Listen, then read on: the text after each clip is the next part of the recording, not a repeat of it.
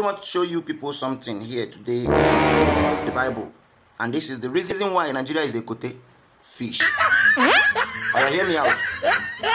Look. This is Proverb 22 verse 6. Proverbs 22 verse 6.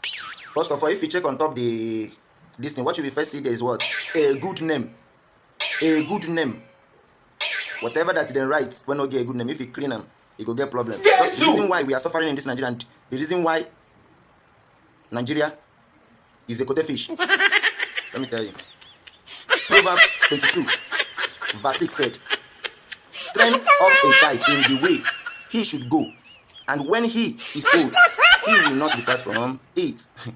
I want to ask you people, who raised Buhari? They look me and they ask you, who raised Buhari? You know, say me come from Nigeria, oh, you know the truth. Must be a cow.